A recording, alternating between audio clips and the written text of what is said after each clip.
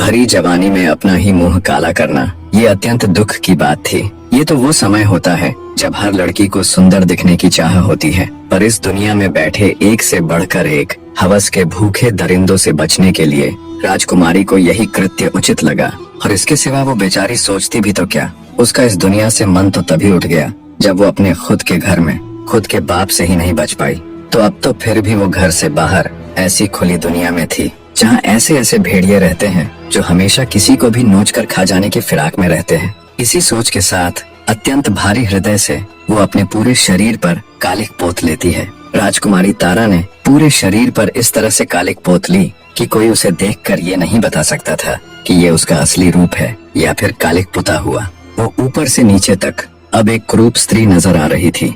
राजकुमारी तारा ने जब इस होली के साथ पानी में अपनी परछाई देखी तो वो भी खुद को नहीं पहचान पाई। अब जब राजकुमारी को पूरी तरह ये यकीन हो गया कि उसे कोई नहीं पहचान पाएगा, अब उसे किसी से कोई खतरा नहीं है, तो वो अपनी ससुराल जाने का निश्चय करती है। राजकुमारी ने सोचा कहीं और भटकने से बेहतर तो यही है कि प्रतापगढ़ ही जाया जाए। कम से कम वहाँ अपने पति को तो रोज देख लिया करेगी। अब उनके सिवा इस दुनिया में उसका है ही कौन। हाँ, ये अच्छा विचार है। इससे मैं उनके पास भी रह लूंगी और अपने परिवार की सेवा भी कर लूंगी और किसी को कुछ पता भी नहीं चलेगा कि मैं कौन हूँ, और न ही मुझे किसी को यह घिनौना सच बताने की जरूरत पड़ेगी। इन्हीं विचारों के साथ राजकुमारी तेजी से अपनी ससुराल यानी प्रतापगढ़ की ओर बढ़ रही थी। तभी उसे रास्ते में एक गाड़ीवान दिखाई दिया। राजकुमारी तारावती कुछ धन के बदले उसकी गाड़ी में बैठ गई। शाम होते होते राजकुमारी तारावती प्रतापगढ़ पहुँच जाती है। जब वो महल के मुख्य द्वार पर जाती है तो पहरेदार उसे रोक लेते हैं। काली कलूटी बदसूरत स्त्री को देख बोहें चढ़ाते हुए पहरेदार बोले, कौन हो तुम और अंदर कहाँ चली जा रही हो? पहरेदारों की बात सुन राजकुमारी तारा ने विनती की कि वो एक दुखियारी स्त्री है जो दर दर भटकते हुए बहुत दूर से सिर्फ राजा साहब से मिलने आई है। उसकी हालत देख उसे एक भिखारिन समझ महल के पहरे पर खड़े पहरेदार उसे धमकाकर वहाँ से भगा देते हैं। राजकुमारी तारा का दिल दहाड़े मार मार कर रो रहा था। कितनी ही मुश्किल से, कितनी ही उम्मीदों के साथ वो यहाँ आई थी। राजकुमारी तारा इतनी दुखी थी कि वो किसी कुएं में कूदकर अपने प्राण त्यागने की सोच रही थी। फिर उसने सोचा बिना अपनी आखिरी कोशिश किए ऐसे तो अपने प्राण नहीं त्यागेगी। वो प्रतापगढ़ की एक सराय में रुक गई।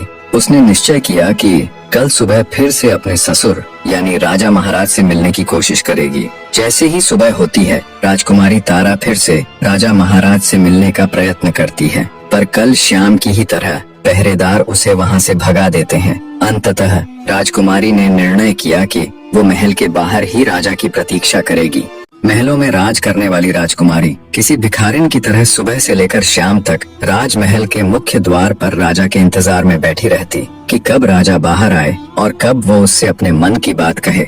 इसी तरह बेचारी राजकुमारी के 3 दिन गुजर जाते हैं। वो सुबह आकर राजमहल के द्वार पर बैठती, पूरा दिन राजा की एक झलक का इंतजार करती और शाम को थक हार कर उदास मन से वापस सराय लौट जाती। पर उसने हिम्मत नहीं हारी। आज उसका चौथा दिन था जब वो बेचारी उदास मन से राजमहल के द्वार पर बैठी हुई थी।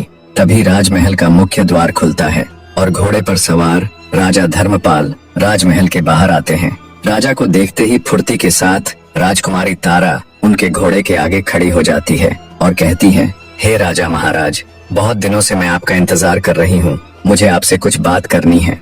एकदम से घोड़े के सामने आई युवती को देख राजा थोड़े से असहज हो जाते हैं और कहते हैं कि कौन हो तुम? राजकुमारी तारा कुछ कहती, इससे पहले ही द्वार पर खड़े पहरेदार बोले, महाराज, ये कोई पागल लड़की है जो पिछले कुछ दिनों से आपसे मिलने की जिद कर रही है। हमने इसको बहुत बार भगाया भी, लेकिन फिर भी ये हर रोज यहाँ आ जाती है। तभी राजकुमारी तारा बोली, माफ करे महाराज, मैं कोई पागल नहीं हूँ। मैं तो एक दुखियारी स्त्री हूँ जो बड़ी उम्मीद लेकर आपसे मिलने आई हूँ।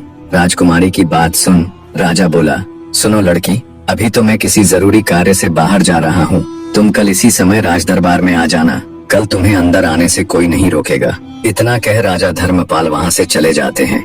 राजा से आश्वासन मिलने पर राजकुमारी वापस सराय चली जाती है। अगले दिन राजा के कहे अनुसार जब राजकुमारी तारा उनसे मिलने के लिए आती है तो पहरेदार बिना किसी रोक टोक के उसे अंदर जाने देते हैं। महल के अंदर आते ही राजकुमारी तारा की नजरें हर जगह राजकुमार अभिमन्यु को ढूंढ रही थी, पर वो उसे कहीं भी दिखाई नहीं देता। राजकुमारी राजसभा में चली जाती है। जब वो राजसभा में आती है तो एक काली कलूटी बदसूरत सी महिला को देख राजसभा के सभी सदस्य बड़ी अजीब नजरों से उसे घूर रहे थे। राजकुमारी तारा राजा धर्मपाल के समक्ष जा उन्हें हाथ जोड़कर प्रणाम करती है। तारा को देख राजा धर्मपाल बोले, अरे तुम तो वही लड़की हो ना जो कल महल के द्वार पर मेरे घोड़े के सामने खड़ी हो गई थी। कहो तुम मुझसे किस लिए मिलना चाहती थी। राजा की बात सुन राजकुमारी तारा बोली, महाराज मेरा नाम चंदा है। मैं पास के ही राज्य से बड़ी उम्मीद लेकर आपके पास आई हूँ। आपके बारे में बहुत सुना था कि आप बड़े नेक और दयालु हैं। महाराज मेरे परिवार में कोई नहीं है, एक माँ थी, वो भी मुझे छोड़कर चली गई। अब मेरा कोई नहीं है, आप मुझे कोई भी काम देकर नौकरी पर रख लीजिए। तारा की बात सुन राजा धर्मपाल ने एक बार उसे गौर से देखा और बोला, मेरे पास नौकरों की कोई कमी थोड़े ही न है, जो मैं किसी दूसरे राज्य की बदसूरत सी दिखने वाली लड़की को अपने राजमहल में नौकरी पर रखूंगा। राजा के मुख से ये बात सुन राजकुमारी तारा बहुत निराश हो जाती है। आगे राजा बोला, अगर ये बात तुम मुझे कल द्वार पर ही बता देती तो मैं तुम्हें वहीं मना कर देता। खामखा तुमने मेरा और अपना वक्त बर्बाद किया। तब राजकुमारी अपनी आखिरी कोशिश करते हुए कहने लगी, महाराज मुझे आप कुछ भी काम दे दीजिए, बस मेरी 2 शर्तें हैं। राजकुमारी तारा आगे कुछ कहती, उससे पहले ही पूरा राज्य दरबार हंसी ठहाकों से गूंज उठा। बड़ी अजीब लड़की है, राजा इसे नौकरी तक देने को तैयार नहीं है और ये है कि राजा के सामने शर्त रख रही है। बड़ी ही मूर्ख लड़की है। राजकुमारी की शर्त वाली बात सुन राजा धर्मपाल भी आश्चर्य से भर गया और उत्सुकता के साथ बोला, अच्छा बताओ तो तुम्हारी वे कौन सी शर्त है। राजकुमारी बोली, महाराज पहली ये कि मुझे अपने काम के बदले बस 2 वक्त की रूखी सूखी रोटियां ही चाहिए, क्योंकि इससे ज्यादा की मुझे जरूरत भी नहीं है, इसलिए आप इसे मेरी पहली शर्त ही मान सकते हैं। राजा ने सोचा, बड़ी बेवकूफ लड़की है, एक तो काम के बदले सिर्फ सूखी रोटियां मांग रही है और दूसरा उसे शर्त का नाम भी दे रही है। राजा उसकी मूर्खता पर मन ही मन मुस्कुराया और बोला, अच्छा ठीक है, अपनी दूसरी शर्त बताओ। राजकुमारी तारा बोली, महाराज मेरी दूसरी शर्त ये है, अगर मुझसे कोई गलती हो जाए, कोई भूल हो जाए तो आप मुझे नौकरी से नहीं निकालेंगे, भले ही मेरी गलती के बदले मुझे कोड़े मारने की सजा दे दीजिएगा। इतना कह राजकुमारी तारा घुटनों पर बैठकर राजा के सामने गिड़गिड़ाने लगी और बोली, महाराज मुझ अनाथ पर दया कीजिए, अब आप ही मेरी आखिरी उम्मीद हो, कृपया मुझे मना मत कीजिएगा। उसको यूं गिड़गिड़ाते देख राजा धर्मपाल को उस पर दया आ जाती है। अंततः वे उसे जानवरों के बाड़े का काम दे देते हैं। राजा के पास बहुत गाय थीं, जिनको खिलाने पिलाने से लेकर उनको चराने ले जाने और बाड़े की साफ सफाई तक का सारा काम राजकुमारी तारा को सौंप दिया जाता है। उसके रहने की व्यवस्था भी पशुओं के साथ बाड़े में ही कर दी जाती है। राजकुमारी तारा अत्यंत खुश थी जब एक नौकरानी चंदा यानी राजकुमारी तारा को बाड़े के पास लेकर जाती है, तो राजकुमारी तारा को बाड़े से कुछ ही दूरी पर राजकुमार अभिमन्यु खड़े हुए दिखाई देते हैं। ऐसे अपने पति को बस कुछ ही कदम दूर खड़े देखकर राजकुमारी तारा का हृदय अंदर से उमड़ आता है। उसकी आंखों में खुशी के आंसू आ जाते हैं। एक साथ पता नहीं कितनी ही भावनाएं राजकुमारी के अंदर बह रही थीं। उसका दिल कर रहा था कि अभी भागकर अपने पति के पास जाए और उसके पैरों में गिर जाए और अपने साथ बीती पूरी व्यथा उनके आगे कह सुनाए और उन्हें बता दे कि वो मरी नहीं बल्कि जिंदा है। पर समय की नजाकत को देखते हुए राजकुमारी अपनी भावनाओं पर काबू पा लेती है और चुपचाप नौकर के साथ बाड़े के अंदर जाने लगती है। तभी राजकुमार अभिमन्यु के पास खड़े एक व्यक्ति ने हाथ से इशारा कर राजकुमारी तारा को अपने पास बुलाया। धड़कते दिल के साथ राजकुमारी तारा राजकुमार के पास जाती है। आज पहली बार वो अपने पति को इतनी नजदीक से देखने वाली थी। जब राजकुमारी राजकुमार अभिमन्यु के पास गई तो उनके पास खड़ा उनका सेवक राजकुमारी से बोला, तेरा नाम क्या है? राजकुमार अभिमन्यु जानना चाहते हैं। सेवक के इतना कहने पर राजकुमारी तारा राजकुमार अभिमन्यु की तरफ देखने लगी। पहली बार उसने अपने पति को इतने पास से देखा था। वो अपने सुंदर नौजवान पति को आंखों में बसा लेना चाहती थी। जब उसने गौर से राजकुमार अभिमन्यु को देखा तो वो उन्हें देखती ही रह गई। उनका सुंदर रूप और हष्ट-पुष्ट शरीर, ये वही सूरत थी जिसको देखने के लिए वो इतने वर्षों तक तरसी थी, इतने कष्ट सहे थे। राजकुमारी को ऐसे एक सांस राजकुमार को घूरते देख उनके पास खड़ा व्यक्ति बोला, ऐसे क्या देख रही है? क्या तूने कभी कोई राजकुमार नहीं देखा? अपनी नजरें नीची रख। क्या तूने कभी खुद को आईने में देखा है? तू इतनी बदसूरत है, इतनी कलमुही है, अगर तू शीशे को भी देखे तो वो भी टूट जाएगा। इतना कह वो आदमी घिनौनी हंसी हंसने लगा। राजकुमारी तारा बेचारी शर्म से पानी पानी हो गई। तभी राजकुमार अभिमन्यु पास खड़े व्यक्ति की हरकत पर क्रोधित होते हुए बोले, अगर वो कुरूप है, काली है, बद्दी है, तो इसमें इस बेचारी का क्या दोष है? अरे मूर्ख आदमी, ये तो उस ऊपर वाले की बनाई रचना है। वो किसी को कैसा तो किसी को कैसा बनाता है। किसी के शक्ल सूरत का उपहास करना मतलब उस ऊपर वाले की तौहीन करना है। राजकुमार अभिमन्यु की बात सुन पास खड़े व्यक्ति का अपना सा मुंह हो जाता है। वहीं पास खड़ी राजकुमारी ने जब राजकुमार के शब्दों को सुना तो उसके दिल में राजकुमार की इज्जत कई गुना बढ़ गई। उसे फक्र हो रहा था कि वो इतनी अच्छी सोच, इतने सुंदर विचारों वाले पुरुष की जीवन संगिनी है। राजकुमारी तारा शर्माते हुए राजकुमार की तरफ देखते हुए बोली, जी मेरा नाम चंदा है। राजकुमार बोला, ठीक है चंदा, अब तुम जाओ। राजकुमारी बाड़े में आकर अपने काम में मशगूल हो गई। ऐसे ही दिन बीतने लगे। राजकुमारी की अच्छी देखरेख की वजह से गायों के दूध में भी वृद्धि होने लगी। सारी गायें अब दिखने में पहले की तुलना में अधिक सुंदर, साफ सुथरी और हष्ट पुष्ट नजर आने लगी। राजकुमारी तारा को जो भी काम सौंपा जाता वो उसे पूरा मन लगाकर करती। धीरे धीरे उससे घृणा करने वाले लोग भी उसका सम्मान करने लगे। राजा अब उसे बाड़े से हटकर अन्य काम भी सौंपने लगे। हर काम को राजकुमारी पूरी लगन के साथ करती। वो हर समय इसी फिराक में रहती कि कब उसे राजकुमार अभिमन्यु के दर्शन हो। जिस दिन राजकुमारी को राजकुमार के दर्शन हो जाते वो दिन उसका बड़ी खुशी के साथ गुजरता। ऐसे बीतते समय के साथ राजकुमारी तारा के दिन भी बड़े अच्छे से गुजर रहे थे। दूसरी तरफ उसका पिता यानी राजा मदनपाल राजकुमारी के न मिलने से बहुत अधिक चिंता में रहता था। वो उसकी गुमशुदगी की घोषणा भी नहीं करवा सकता था क्योंकि उसने राजकुमारी तारा को मृत घोषित किया हुआ था। हर गुजरने वाला दिन अब राजा मदनपाल के लिए किसी नरक में बिताए गए भयानक साल के बराबर होता। रह रहकर अब उसे अपने किए का पछतावा होता। अब राजा को अपने आप से घिन आने लगी थी। अब राजा मदनपाल को पूरी दुनिया में अपने से बुरा कोई भी व्यक्ति नहीं लगता। उसे लगता जैसे सारे संसार में सबसे दुष्ट और घिनौना व्यक्ति वही है। और ये सच भी था। राजा मदनपाल रात रात भर जाग कर खुद पर कोड़े बरसाता। अब उसकी जिंदगी का एक ही मकसद रह गया था कि कैसे भी करके वो राजकुमारी तारा को ढूंढे और उसके पैरों में गिरकर नाक रगड़कर उससे माफी मांगे। यदि वो अपने जीते जी इस जन्म में ऐसा कर पाया तो उसकी आत्मा को बहुत सुकून मिलेगा और कम से कम वो मर तो चैन से पाएगा, वरना मृत्यु के बाद भी वो इस घिनौनी सोच और अपराध की अग्नि में जलता रहेगा। इन्हीं विचारों की अग्नि में जलते राजा मदनपाल के दिन गुजर रहे थे। उधर राजा धर्मपाल अपने पुत्र राजकुमार अभिमन्यु के लिए फिर से कोई योग्य वधू ढूंढने में लग गया क्योंकि राजकुमारी तारा की मृत्यु के संदेश को अब साल भर से ऊपर हो चुका था। ऐसे में राजा धर्मपाल फिर से अपने पुत्र अभिमन्यु का विवाह करवाना चाहता था। राजकुमार अभिमन्यु को जब ये खबर मिली तो वो अपने पिता राजा धर्मपाल के पास जाता है और कहता है, माफ कीजिएगा पिताजी, पर हर इंसान के जीवन में शादी और प्रेम केवल एक ही बार होता है और मेरे जीवन में वो हो चुका है। भले ही मैंने राजकुमारी तारावती के साथ समय व्यतीत न किया हो, पर मेरा प्रेम तो उसी से है।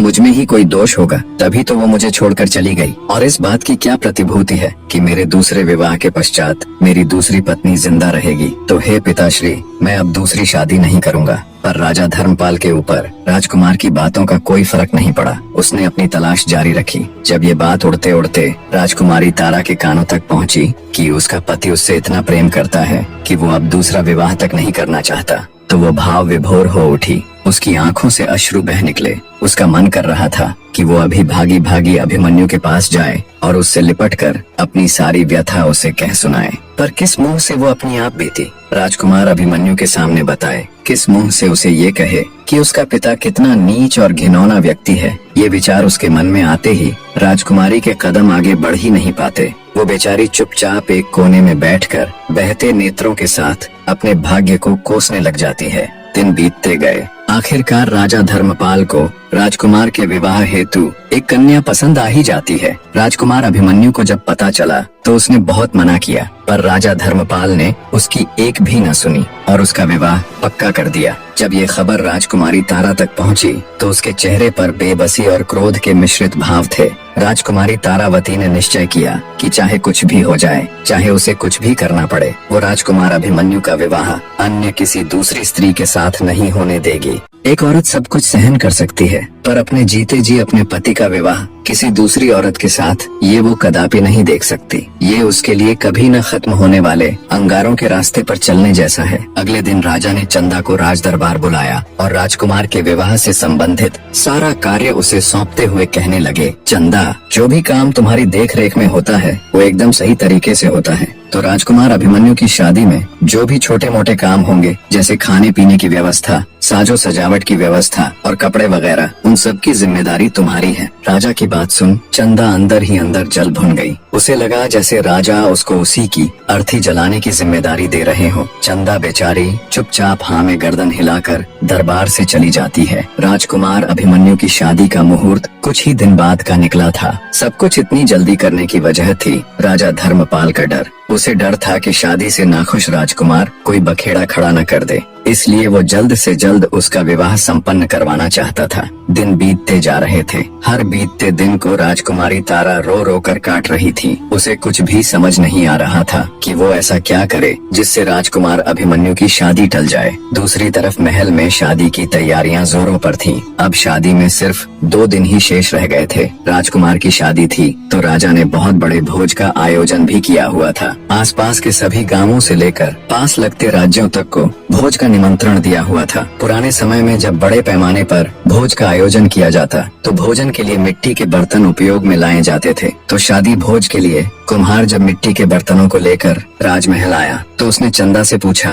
इन बर्तनों को कहाँ उतारना है? गुस्साई चंदा बोली, इन्हें बाहर ले जाकर पटक दो। चंदा की बात सुन कुम्हार असमंजस में पड़ गया। अब चूंकि राजा ने चंदा को ही देख रेख का कार्यभार सौंपा हुआ था तो वो उसके कहे को टाल न सका और उसने बाहर जाकर सभी बर्तनों को नीचे पटक दिया। फलस्वरूप सभी बर्तन नीचे गिरते ही टूट गए। इतने में तेली भी तेल के पात्र लेकर आ गया। राजकुमारी तारा ने हुक्म देकर वो सारा तेल भी मिट्टी में उड़लवा दिया। यही कृत्य उसने ग्वाले के साथ भी किया। ग्वाला जब दूध लेकर आया तो चंदा ने उसके सारे दूध को भी जमीन पर बिखरवा दिया और अंत में जहाँ खाने की सामग्री रखी हुई थी वहाँ अनेकों कीटों को छोड़ दिया, जिससे सारी भोजन सामग्री भी नष्ट हो गई। जब राजा को चंदा की इन सभी हरकतों का पता चला तो वो आग बबूला हो गया। राजा ने तुरंत उसे पकड़कर लाने का आदेश दिया। कुछ ही पलों में सिपाहियों ने उसे पकड़कर राजा के सम्मुख पेश किया। गुस्साए राजा का मन तो कर रहा था कि वो अभी धक्के मारकर तुरंत उस कलमुही चंदा को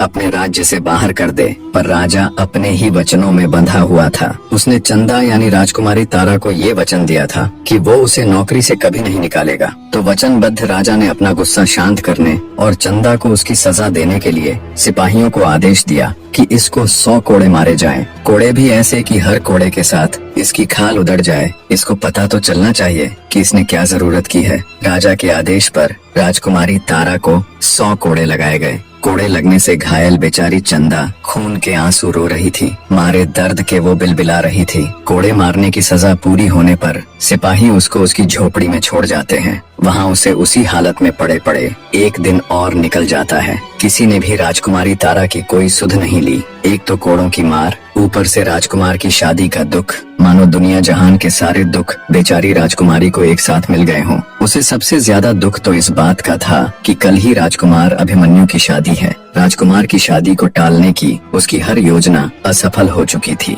दुखी बैठी राजकुमारी तारा के मन में फिर से एक विचार आया, जिससे उसकी आंखें एक बार फिर चमक उठी। अचानक वो अपने सारे दुख दर्द भूल एक नई ऊर्जा के साथ उठ खड़ी होती है और अपने दर्द को भूल हिम्मत करके राजा की घुड़साल में जाती है और राजा के सबसे तेज भागने वाले घोड़े को ले तेजी के साथ वो उस नगर की ओर चल पड़ती है जहाँ राजकुमार अभिमन्यु का विवाह होना था। हवा से बातें करते घोड़े की बदौलत राजकुमारी तारा कुछ ही घंटों का सफर तय कर रोजीवास नगर पहुँच जाती है। रोजीवास नगर राजकुमार अभिमन्यु की ससुराल यानी उसकी होने वाली पत्नी का घर था। वहाँ पहुंचकर अपनी योजना के तहत राजकुमारी तारा घोड़े को बाहर खड़ा कर राजमहल में प्रवेश कर जाती है। राजकुमारी विलासिनी अपने कमरे में अकेली बैठी है। कल होने वाले विवाह की तैयारियों के चलते वो थोड़ी व्याकुल सी थी। तभी राजकुमारी विलासिनी को दरवाजे पर किसी की दस्तक महसूस हुई तो वे बोल पड़ी, कौन है बाहर? राजकुमारी तारावती बोली, राजकुमारी जी, मैं आपकी सेविका हूँ, आपसे कुछ जरूरी बात करनी है,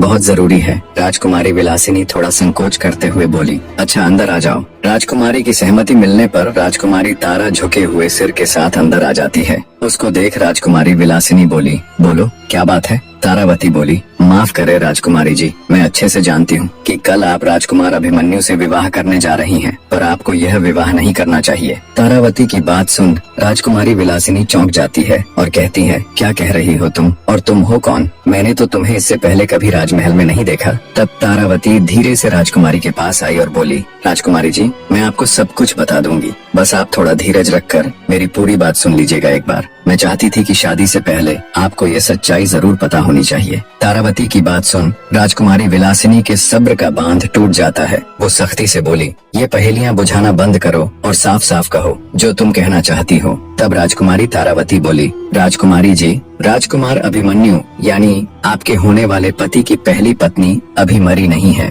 ये सुन राजकुमारी विलासिनी स्तब्ध हो उठ खड़ी हुई और बोली, ये क्या कह रही हो तुम? सबको तो यही बताया गया कि उनकी पत्नी मर चुकी है। तारावती बोली, नहीं राजकुमारी जी, वो जिंदा है, पर कुछ मजबूरियों के चलते उसने अपनी हकीकत को छुपा रखा है। वो अब भी अपने पति को बेइंतहा प्यार करती है। राजकुमारी विलासिनी बोली, पर वो है कौन और तुम ये सब कैसे जानती हो? तब राजकुमारी तारावती धीरे से अपनी ओढ़नी हटाती है और कहती है, मैं ही हूँ तारावती, राजकुमार अभिमन्यु की पहली पत्नी। ये सुन राजकुमारी विलासिनी स्तब्ध सी खड़ी रह जाती है। फिर बोली, क्या है ये सब? मुझे अब भी कुछ समझ नहीं आ रहा। तब राजकुमारी तारावती शुरू से लेकर आखिर तक अपनी पूरी आप बीती राजकुमारी विलासिनी के आगे कह सुनाती है कि कैसे उसके धूर्त पिता के कारण उसे आधी रात को राजमहल छोड़ना पड़ा और क्यों उसने अपने सुंदर रूप को बिगाड़कर खुद को एक कुरूप स्त्री बना लिया और कैसे वो राजकुमार अभिमन्यु के महल में एक नौकरानी की तरह रह रही है। इतना कह राजकुमारी तारा अपनी ओढ़नी के पल्लू से अपने चेहरे की कालिक हटाती है। ये देख और पूरी बात जान राजकुमारी विलासिनी स्तब्ध रह जाती है। आगे राजकुमारी तारा बोली, माफ करना बहन, पर अब भी राजकुमार अभिमन्यु मुझसे बहुत प्यार करते हैं। उनकी नजरों में ये जानते हुए भी कि मैं इस दुनिया में नहीं हूँ, वो तो शादी के लिए बिल्कुल भी तैयार नहीं थे, पर अपने पिता के कारण मजबूरी में वो ये सब कर रहे हैं। राजकुमारी तारा की पूरी बात सुन राजकुमारी विलासिनी हैरानी के साथ साथ बहुत भावुक भी हो जाती है और कहती है, तो फिर तुम ये सब राजकुमार को बता क्यों नहीं देती? कब तक अपने मुंह पर ऐसे कालिक पोते अपनी सच्चाई को छुपाती फिरोगी? आगे राजकुमारी विलासिनी तारावती से कहती है, ये सब जानने के बाद मैं तो राजकुमार अभिमन्यु से विवाह के लिए मना कर दूंगी, पर जब राजकुमार अभिमन्यु के पिता कहीं और उनकी शादी तय कर देंगे तो क्या तब भी तुम वहां जाकर उसकी होने वाली पत्नी को अपनी ये दास्तां सुनाती फिरोगी? और ऐसा कब तक करती रहोगी तुम? राजकुमारी विलासिनी की बात सुन तारावती बोली, नहीं राजकुमारी जी, ऐसा नहीं है। मैं बहुत जल्द अनुकूल समय देखकर अपनी सच्चाई राजकुमार अभिमन्यु को बता दूंगी। पर हे राजकुमारी साहिबा, तब तक मेरी आपसे एक गुजारिश है कि आप ये राज किसी को भी नहीं बताएंगी, क्योंकि मैं नहीं चाहती कि मेरी हकीकत, मेरी सच्चाई का पता राजकुमार अभिमन्यु को किसी और से चले। आखिर राजकुमारी विलासिनी भी थी तो एक औरत ही। वो राजकुमारी तारावती का दुख समझकर उसे विश्वास दिलाती है कि वो उसकी सच्चाई किसी के आगे बयान नहीं करेगी और कोई अन्य कारण देकर राजकुमार से विवाह के लिए मना कर देगी। राजकुमारी विलासिनी की बात सुन राजकुमारी तारा को बहुत सुकून मिला। वो हाथ जोड़कर राजकुमारी का शुक्रिया अदा कर खुशी खुशी उससे विदाई ले वापस प्रतापगढ़ की ओर रवाना हो जाती है। राजकुमारी तारा जल्दी से जल्दी प्रतापगढ़ पहुंचना चाहती थी। वो नहीं चाहती थी कि उसके बाहर जाने की खबर किसी को भी पता चले। राजकुमारी तारावती के जाने के बाद राजकुमारी विलासिनी अपने माँ बाप के पास जाती है। देखा तो वो दोनों बहुत खुश थे और कल होने वाले उसके विवाह की ही चर्चा कर रहे थे कि इतना अच्छा दामाद तो बड़ी किस्मत से मिलता है। उनको खुश देख राजकुमारी विलासिनी का मन थोड़ा उदास हो जाता है, पर फिर भी वो कड़ा हृदय करके उनके पास जाती है और कहती है कि वो ये विवाह नहीं करेगी। उसकी बात सुन उसके माता पिता हैरानी के साथ उससे विवाह न करने की वजह पूछते हैं। तब राजकुमारी बोली, माफ करना पिताजी, माताजी, मुझे बहुत अजीब सा लग रहा है। मेरा दिल बिल्कुल भी ये शादी करने की गवाही नहीं दे रहा। मुझे ऐसा प्रतीत हो रहा है कि इस शादी से कोई खुश नहीं रह पाएगा, न मैं, न राजकुमार अभिमन्यु और न आप सब। अंततः मैं ये फैसला बहुत सोच समझ कर ले रही हूँ। आप लोग मुझ पर भरोसा कर मेरा यकीन कीजिए और कोई अन्य सवाल मत पूछिएगा बस। राजकुमारी की बात सुन उसके माता पिता दुखी मन से उसकी बात स्वीकार लेते हैं। अगले दिन राजकुमारी विलासिनी के पिता अपने एक विश्वास पात्र सेवक के हाथों शाही पत्र में ये सूचना लिखकर राजा धर्मपाल के पास भिजवा देते हैं सेवक जब शाही पत्र ले राजा धर्मपाल के पास जाता है तो वे तुनक जाते हैं। उनके चेहरे पर चिंता के भाव उभर आते हैं, क्योंकि इससे पहले जब उन्हें ऐसा पत्र मिला था तब उस पत्र में उनकी पुत्र वधू की मृत्यु का समाचार था। इसीलिए किसी अनहोनी की आशंका के साथ वे अनमने ढंग से सेवक को आदेश देते हुए पत्र पढ़ने को कहते हैं। राजा का आदेश मिलने पर सेवक पत्र पढ़ना शुरू करता है। श्रीमान महाराज धर्मपाल जी को मेरा सादर प्रणाम। आपके द्वारा राजकुमारी विलासिनी और राजकुमार अभिमन्यु के मध्य प्रस्तावित विवाह हेतु जो स्नेह और विश्वास प्रकट किया गया उसके लिए हम हृदय से आभार प्रकट करते हैं, परंतु अत्यंत खेद के साथ सूचित करना पड़ रहा है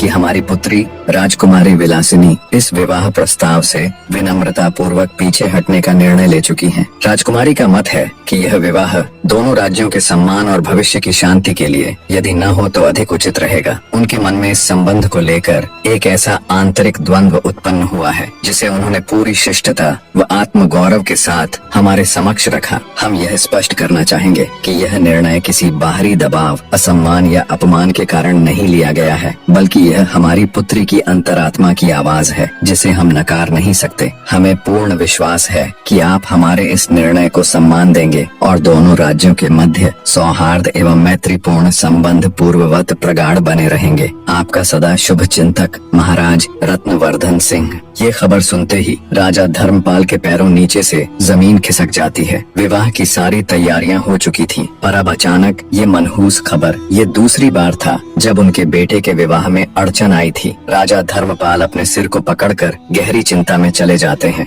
दूसरी बार घटी इस दुखद घटना के कारण राजा धर्मपाल दुखी हृदय से ये सोच ही रहे थे कि पता नहीं उनके पुत्र के साथ ही बार बार ये सब क्यों हो रहा है। इतने में दरबार में ही मौजूद राजकुमार अभिमन्यु उठकर उनके पास आते हैं और गुस्से से कहते हैं, देख लिया पिताजी, हम तो आपको पहले ही मना कर रहे थे और कह रहे थे कि अगर हमारे भाग्य में विवाह सुख होता तो हमारी पहली पत्नी मरती ही नहीं, पर आप किसी की सुने तब ना। अब बस बहुत हुआ ये सब। अब अगर फिर से आपने मेरा विवाह करने की कोशिश की तो आप मेरा मरा मुंह देखेंगे। इतनी बात कहकर गुस्से और दुख के मिश्रित भावों के साथ राजकुमार अभिमन्यु पैर पटकते हुए दरबार से चले जाते हैं। इधर राजकुमारी तारा भी प्रतापगढ़ पहुंच जाती है और महल के पिछले दरवाजे से चुपचाप बिना किसी को कानों कान खबर लगे घोड़े को घुड़साल में ज्यों का त्यों बांधकर वापस अपने स्थान पर आ जाती है। जब उसे रोजीवास नगर से आए शाही पत्र की बात पता चली और मालूम हुआ कि राजकुमार अभिमन्यु का विवाह टूट गया है तो वो मन ही मन बहुत प्रसन्न हुई। फिर से उसके दिन खुशी खुशी कटने लग जाते हैं।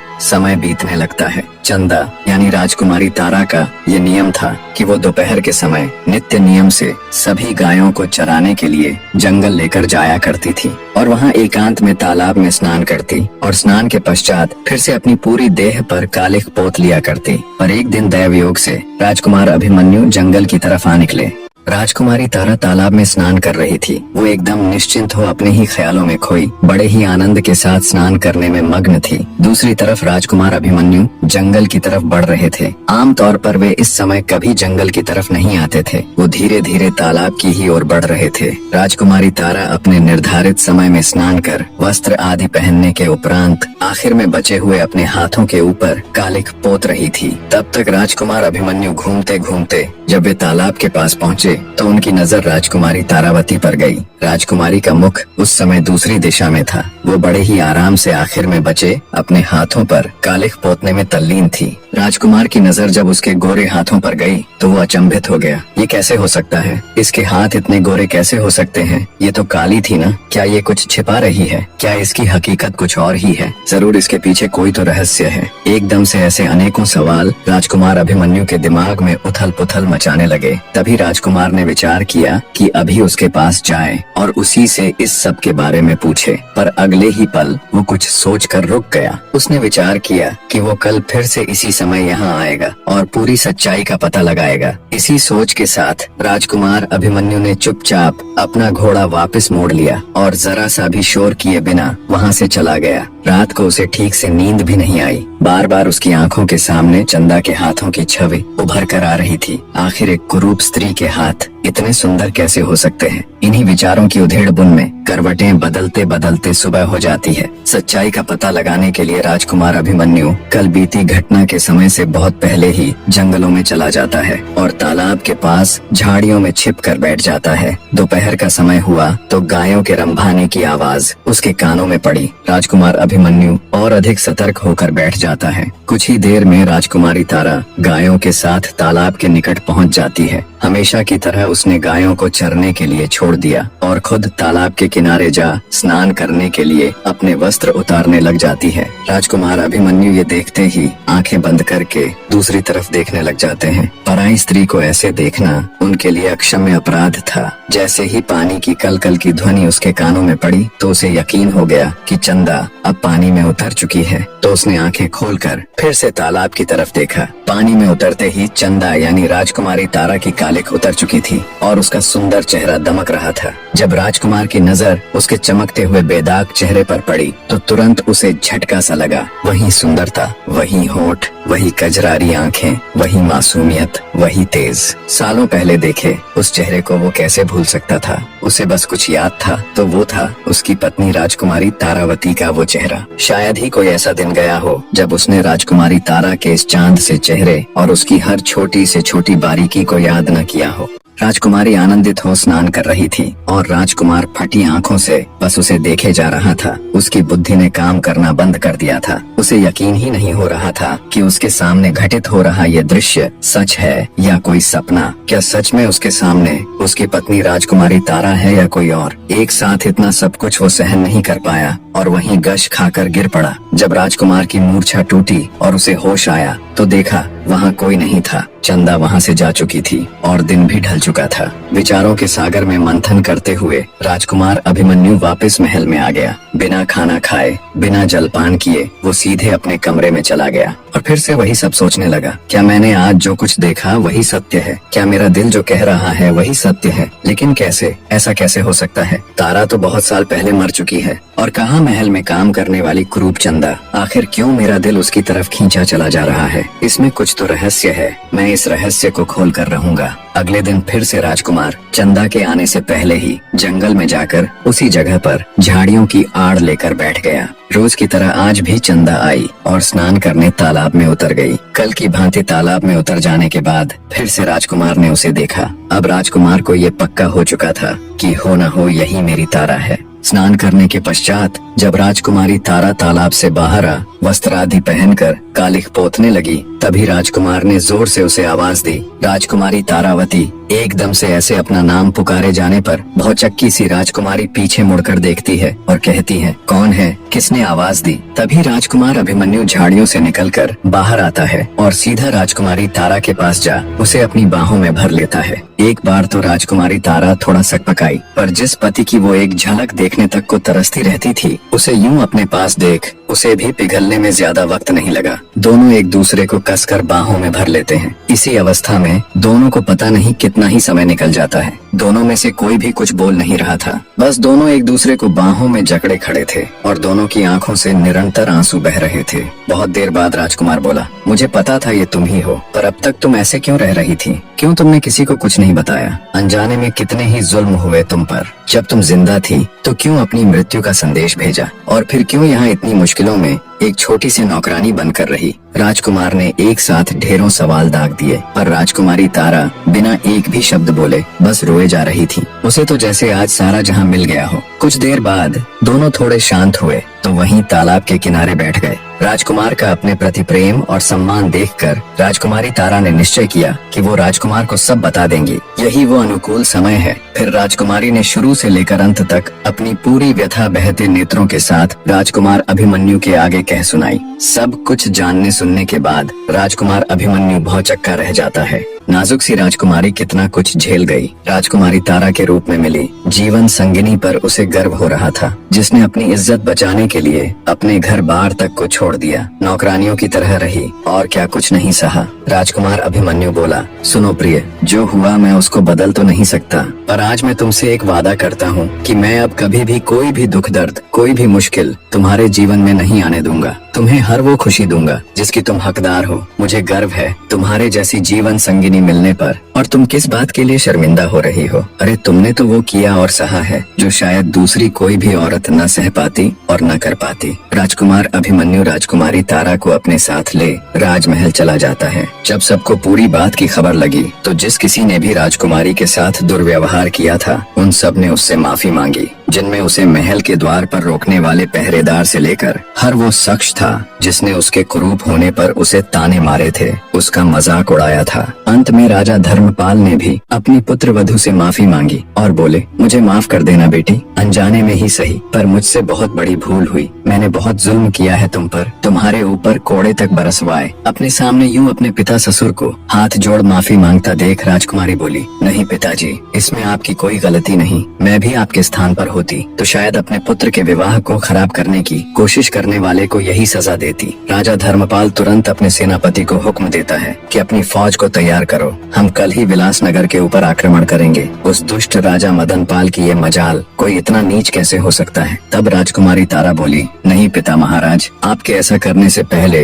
मैं खुद एक बार राजकुमार अभिमन्यु के साथ जाकर उनसे मिलना चाहती हूँ। राजा धर्मपाल न चाहते हुए भी उन्हें वहाँ जाने की आज्ञा दे देता है। जब राजकुमारी तारा अपने पति राजकुमार अभिमन्यु के साथ विलासनगर गई तो एक नौकर ने उसे बताया कि उसका पिता अपने जीवन के आखिरी दिन जी रहा है। उसके जाने के बाद पता नहीं उसे किस दुख ने घेर लिया, न वो किसी से बात करता है न कुछ बोलता है, हमेशा बहुत दुखी और खोया खोया सा रहता है। ये जानने के बाद जब राजकुमारी अपने पिता के पास गई तो राजकुमारी को देख मृत्यु के निकट उसका पिता उसके पैरों में गिरकर रोते हुए उससे माफी मांगता है और कहता है, बेटी मुझे माफ कर देना, मैं इस दुनिया का सबसे बुरा पिता हूँ। तुम्हारे जाने के बाद हर दिन मैं तिल तिल कर खुद को कोसते हुए मरा हूँ। शायद ये प्राण तुमसे माफी मांगने के लिए ही अटके हुए थे। इतना कहते ही राजा मदनपाल के प्राण पखेरु उड़ जाते हैं। नम आंखों से राजकुमारी तारा विधिवत उनका अंतिम संस्कार कर राजकुमार के साथ वापस अपनी ससुराल लौट आती है। वापस आने के बाद वो दोनों एक बार फिर से शादी कर लेते हैं और खुशी खुशी एक दूसरे के साथ अपना जीवन व्यतीत करते हैं। फिर कभी राजकुमारी तारावती के जीवन में कोई और दुख नहीं आया।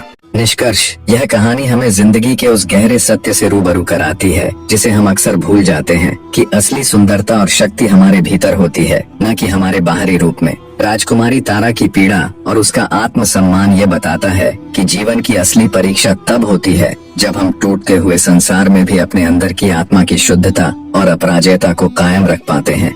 हमारे कर्म और हमारी समझ ही हमें बांधते हैं या आजाद करते हैं। तारा ने हर जुल्म सहते हुए भी अपने दिल की पवित्रता नहीं खोई, यही उसकी सबसे बड़ी विजय थी। राजकुमार अभिमन्यु का प्रेम और उसकी ममता दिखाती है कि जब इंसान सच्चे दिल से देखता है तो वह बाहरी आवरण को पार कर अंदर की आत्मा को पहचानता है। यही सच्चा प्रेम है जो दुखों में भी साथ देता है, माया और दिखावे से परे। दुष्ट राजा मदनपाल की मृत्यु यह भी दर्शाती है कि अधर्म की सत्ता अस्थायी है, अंत में न्याय और सत्य का ही राज्य होता है। ये कहानी हमें सिखाती है कि सच्चाई और प्रेम की ताकत से बड़ा कोई धर्म नहीं। हर अंधेरे के बाद उजाला आता है, आशा कभी खत्म नहीं होती। दुख और कष्ट हमें उस राह पर ले जाते हैं जहां हम अपनी आत्मा को पहचानते हैं। अंततः माफी और प्रेम ही हमारे दिलों को शांति देते हैं। जैसे तारा ने अपने अस्तित्व और आत्मसम्मान के लिए लड़ा, वैसे ही हमें भी अपनी जिंदगी में हर कठिनाई में अपनी आत्मा की आवाज सुननी चाहिए जो हमें सच्चाई की ओर ले जाती है। कहानी में अंत तक जुड़े रहने के लिए एक बार फिर आप सबका तहे दिल से धन्यवाद मेरे प्रिय दर्शकों।